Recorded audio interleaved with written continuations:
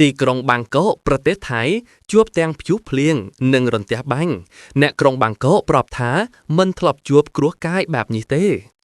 នៅព្រឹកថ្ងៃសុក្រទី3ខែតុលាឆ្នាំ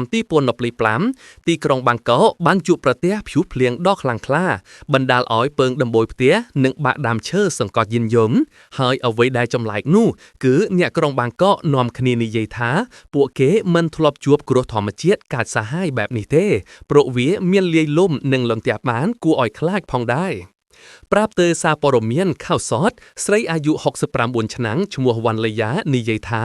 នាងរស់នៅខណ្ឌចតុចក្ររាប់ឆ្នាំមកហើយនៅថ្ងៃមានព្យុះនាងឮសំឡេងរន្ទះបាញ់មានភ្លៀងខ្លាំងនិងខ្យល់កន្ត្រាក់ដ៏សាហាវបោកបំពងរបស់របរហៅពីវាពីកាលដើមឈើក៏បាក់សង្កត់រថយន្តបង្កការខូចខាតនេះគឺជាហេតុការណ៍ដ៏ធ្ងន់ធ្ងរបំផុតដែលនាងមិនធ្លាប់ជួបប្រទះសោះសូមជម្រាបជាថ្មីព្យុះបានវាយប្រហារខណ្ឌចតុចក្រនាវេលាម៉ោង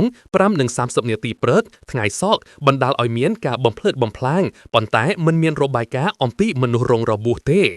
មិនមែនតែនៅបាងកកទេដើមឈើដ៏ធំមួយដើមក៏បាក់សង្កត់លើរថយន្តជាច្រើនគ្រឿងនៅស្រុកផាក្រែតនៃខេត្តនន្ទបុរីផងដែរដោយបង្កការបំផ្លិចបំផ្លាញនិងខូចខាតយ៉ាងធ្ងន់ធ្ងរ